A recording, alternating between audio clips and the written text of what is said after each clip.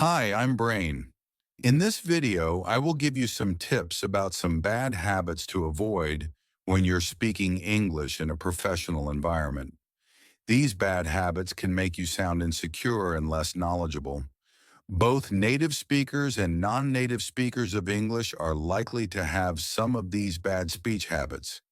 If you speak this way, you're probably not aware of it. We will also practice fixing some of these bad habits.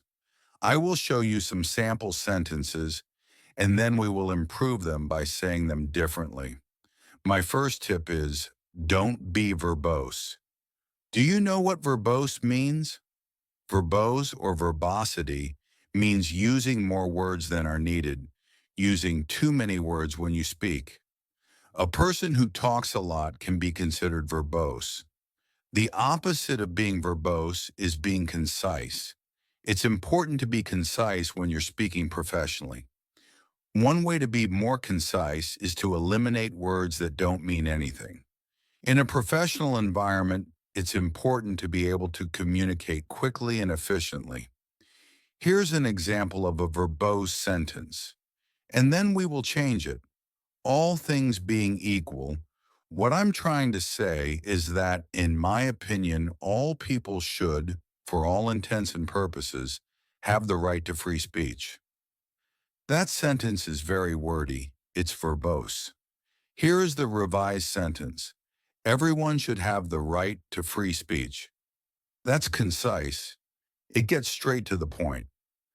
Avoid using phrases that don't add any meaning to your sentence. So be careful who you imitate. Here are some common examples. 1. Due to the fact that. Let's look at the sentence. Due to the fact that he isn't fluent in English, he didn't understand the contract. What can we say instead of due to the fact that? We can simply use the word because he wasn't fluent in English, he didn't understand the contract. 2. In the event of, or in the event that. Let's look at this sentence. In the event that he doesn't show up, we will cancel the meeting. How can we replace in the event that? What can we say instead? You can say it like this. If he doesn't show up, we'll cancel the meeting. So you see, using the word if is more concise and more powerful. We don't need in the event that. 3. For the purpose of, we will hold a meeting for the purpose of selecting a new software system. What can we say instead of for the purpose of? We can use the word to. We will hold a meeting to select a new software system. 4. The fact that I hated the fact that I had to work on Saturday. How can we eliminate the fact that? We can simply say, I hated working on Saturdays. Some other common phrases that are overused but don't hold much meaning include all things being equal, all things considered, in a manner of speaking, and in the final analysis. My next tip is avoid using filler words. Here are some examples of filler words. Kind of like, you know, sort of, and so. Those words usually don't mean anything. It's okay to use them once in a while, but don't overdo it. A really common one that I hear is kind of like. I was working with a student who was in graduate school here in the United States. She's studying veterinary medicine and plans to work in the United States after she graduates. During our lesson, I noticed that her filler word was kind of like. She used it all the time. For example, she would say, I kind of like started a new class. I kind of like told her that. And I told her, imagine if your doctor said to you, you kind of like have an infection, or he kind of like has diabetes. That would make my doctor sound unsure and definitely not very professional. I want my doctor to be certain about what he's saying, and when you say kind of like, you don't sound certain. Teenagers often use a lot of filler words, but you are a professional, so you should avoid using too many of them. Kind of like means in some ways or similar to something. You can use it if that's what you mean. Let's do a quick exercise. I will say some sentences which contain the words kind of like, and I would like you to decide whether kind of like means similar to, or if it's just a filler and therefore should be eliminated.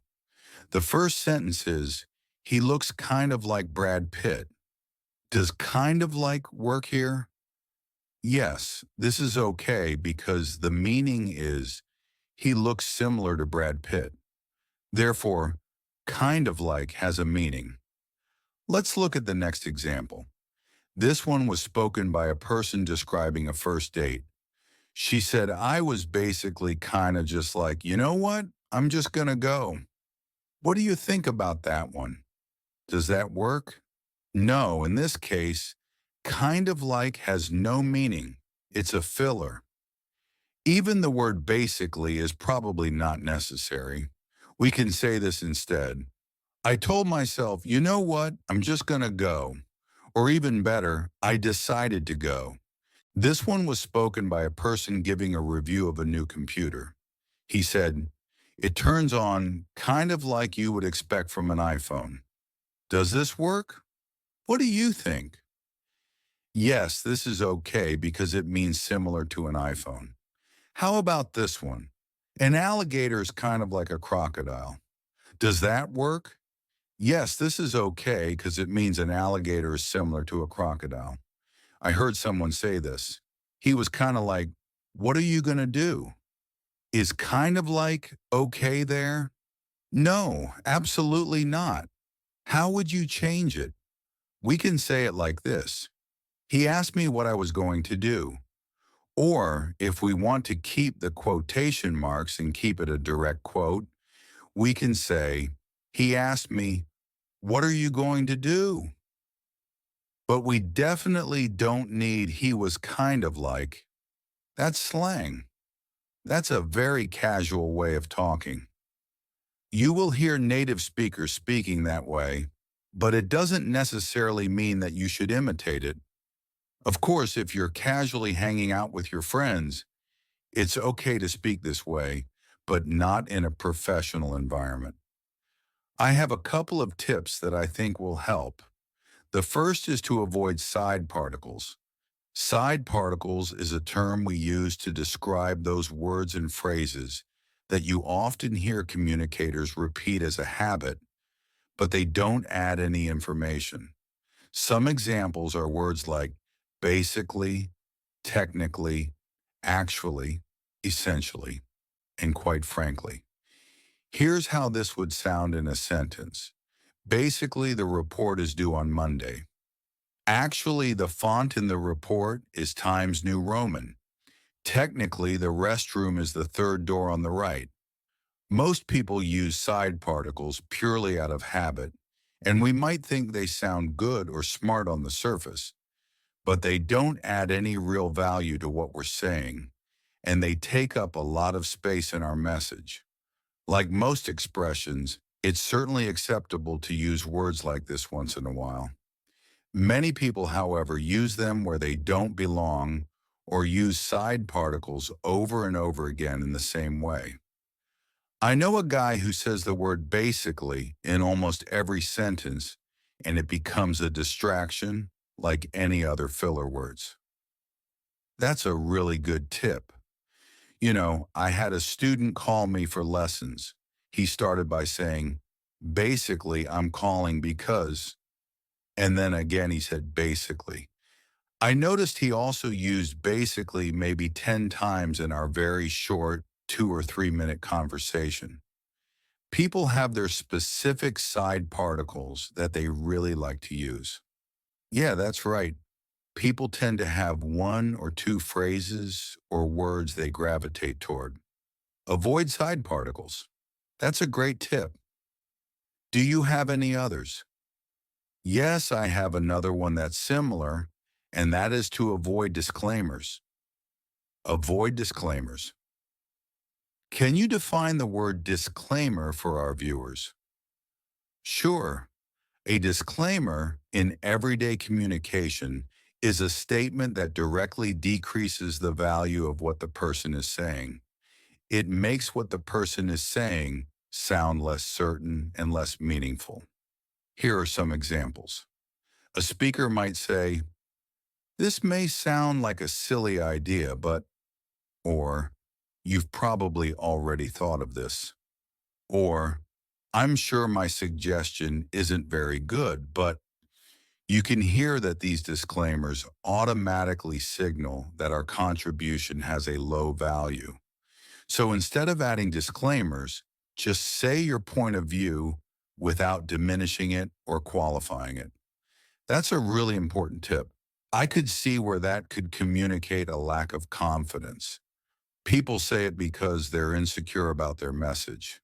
So what do we do if we really are nervous that maybe people will disagree with our message? I think that's why people might say, "Oh, it's just my opinion." But should we just go ahead and say it as if we are certain? What are your thoughts about that? Yeah, I think it's a great habit to just say what you want to say without that qualification.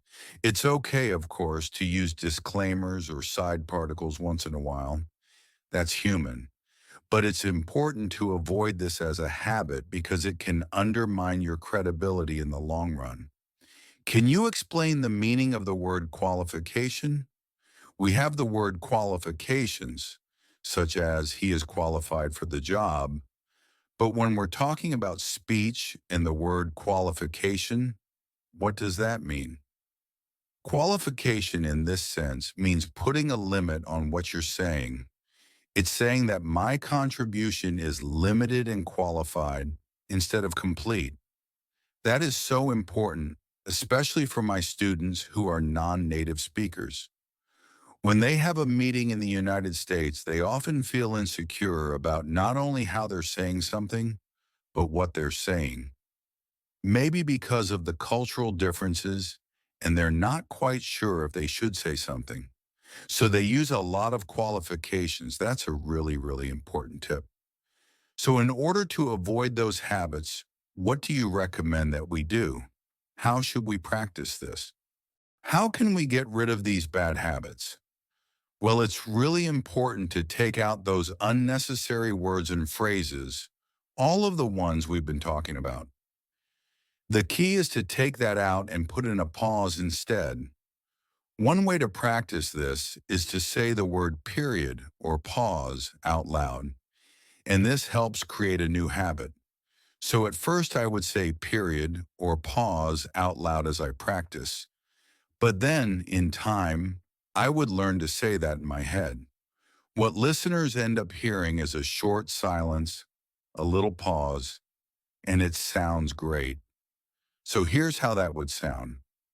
Using a regular old filler at first, anytime you hear yourself adding a filler word or unnecessary phrases, stop yourself and say the word pause or period out loud.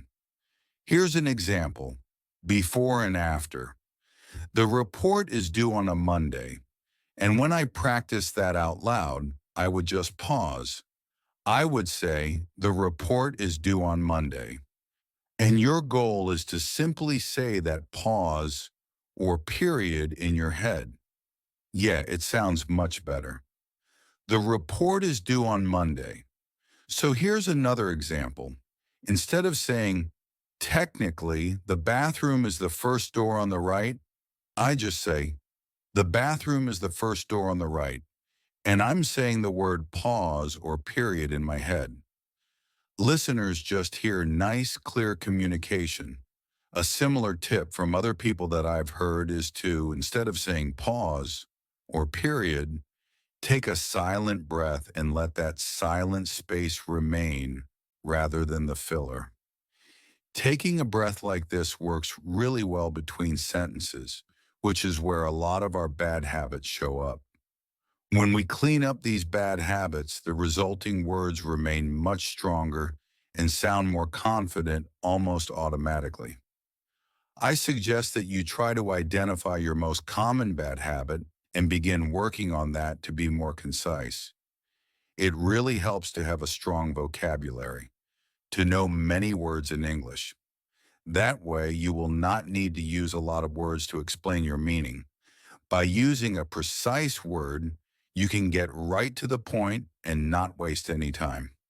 So my final tip is keep studying English vocabulary. The more words you know, the more concisely you'll be able to speak. Thanks for watching and keep practicing your English. To get more fun for learning, join our channel courses, the American Accent course and the 400 advanced words you must know for fluent English. Go to YouTube and search for my YouTube channel, Learn English with Me,